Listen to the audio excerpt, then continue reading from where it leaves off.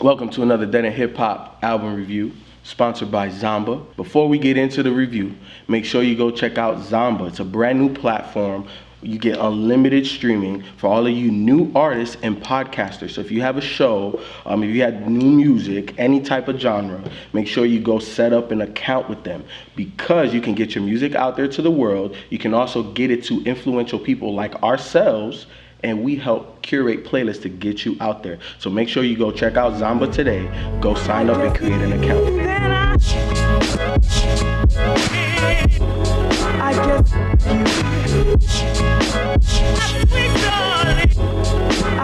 What's up, T.I.? T.I. now. Dead End Hip Hop Mixtape review, Noname, Telefone. Before we get into the review, look man, some real life shit be happening, right? And this is part of the reasons why we want to make Dead End Hip Hop full time, because of crap like this.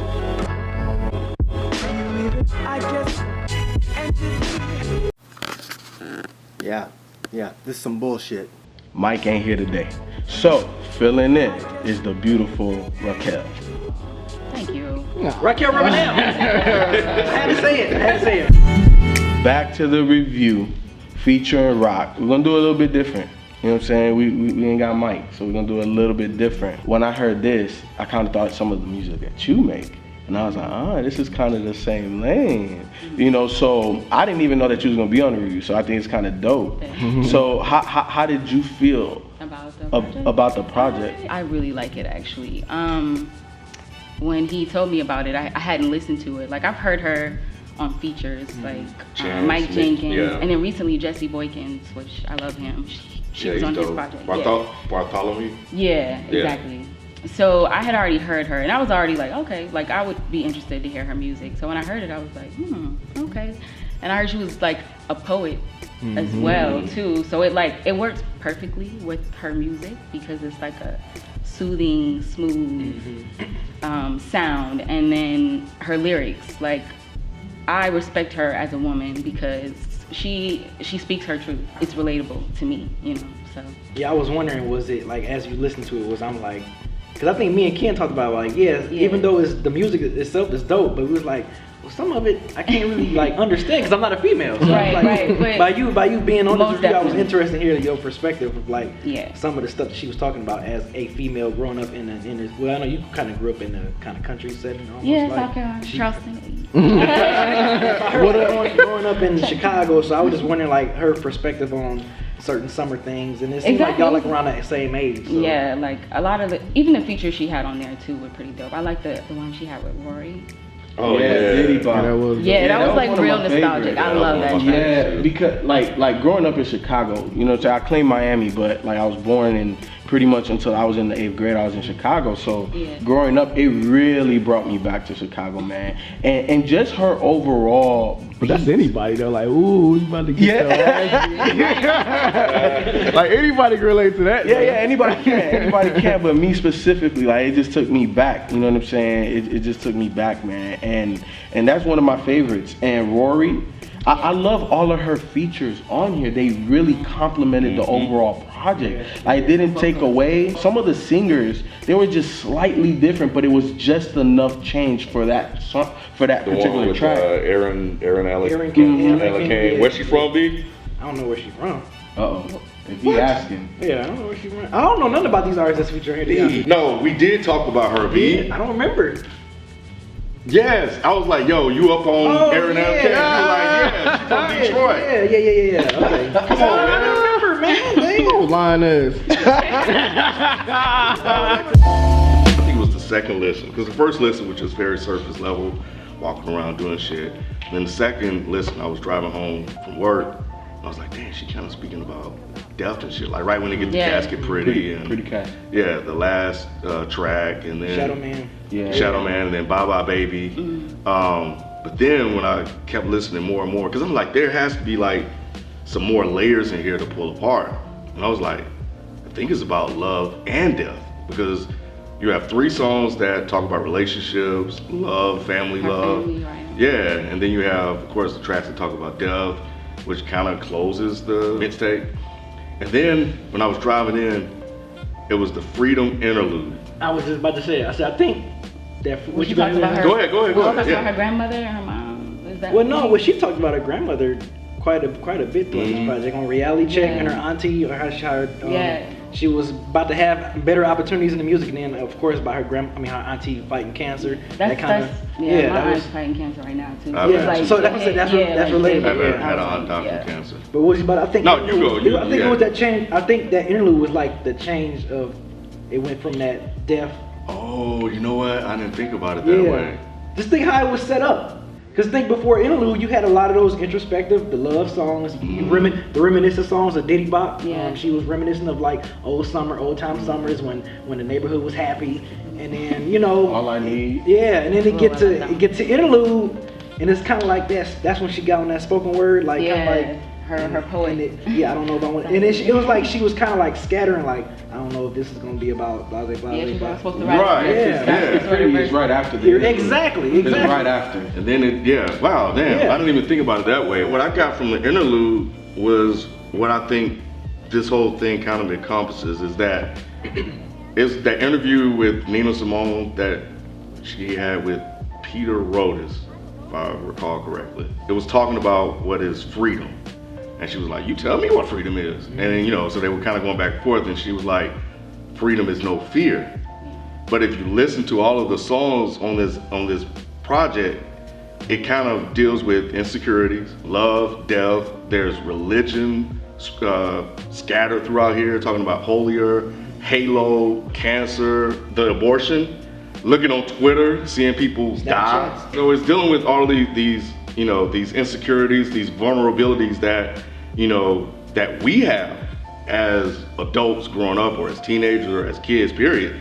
What was on the opening track? She was like, come home before the lights go off, which we all heard, right? Yeah. But why do they tell us that? Because we know when shit get dark, all kind of crazy shit can happen in the dark. Especially growing up in Chicago. Right, growing up in Chicago. She talked about that in Casket Pretty.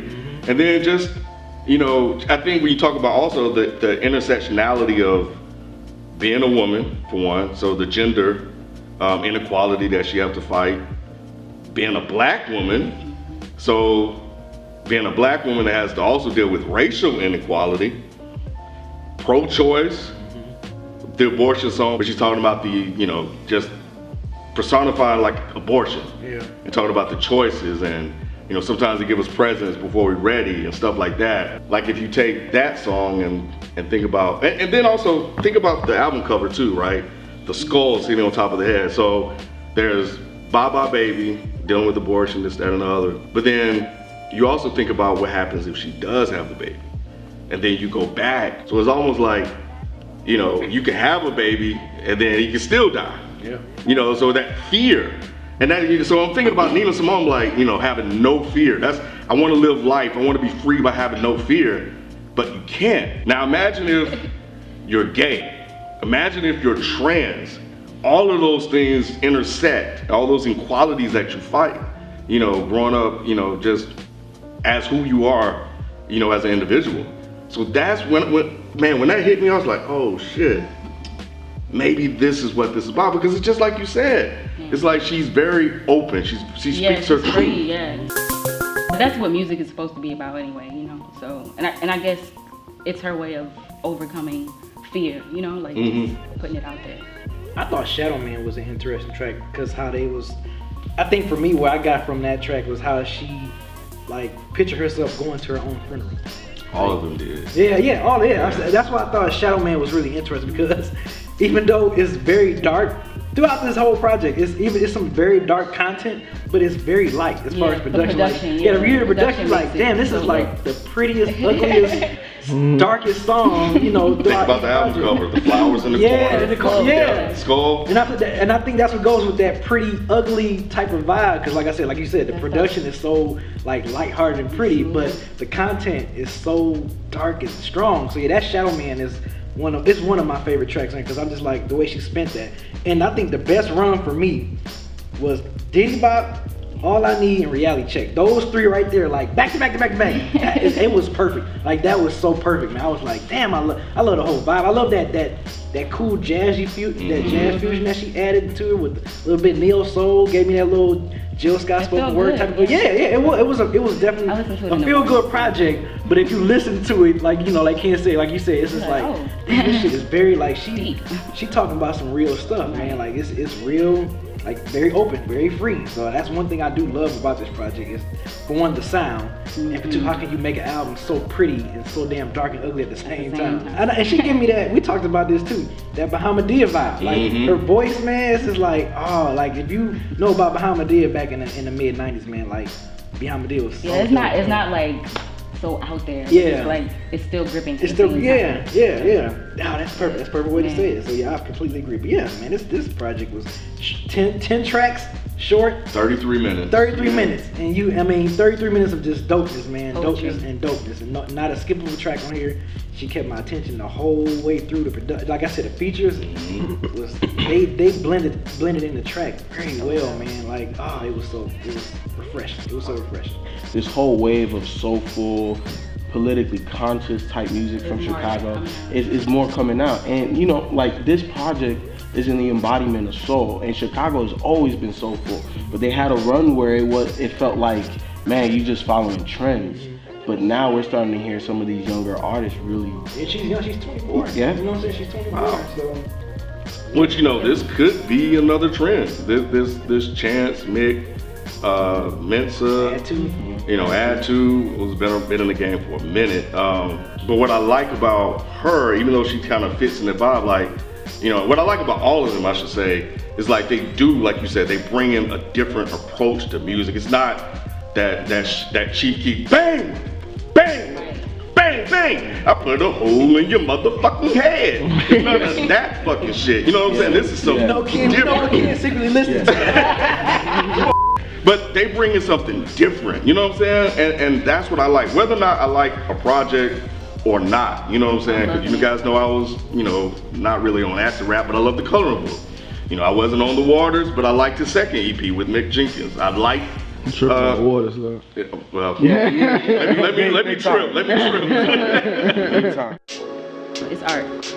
So. It is. It's all about how you paint the picture. Yeah. I can't remember. I was watching an interview, and they were talking about what makes rappers like really dope. It's not about just saying stuff that's like on the surface, because anybody can say that. It's your approach. That's the reason why we like the Jays. We like some of these people, because they're gonna say exactly what you're gonna say, but the way they say it is just like, damn, it makes it that much deeper. You know what I'm saying? And she is definitely like that with the pictures that she paints. I think it's always about relatability, and that's definitely one of her big suits. You know what I'm saying? Like one of her big characteristics on this project, man. Like she's dope. She is super dope. This is the first time I never heard of her before. I didn't even know what I was getting into when I put this on. Another track I like is Sunny Duet, and I don't know if you know, but you may have picked up on this, but it had kind of like a Take 6 type of vibe to it. Talking about that feature, that guy? Yeah. Think about it when you, man.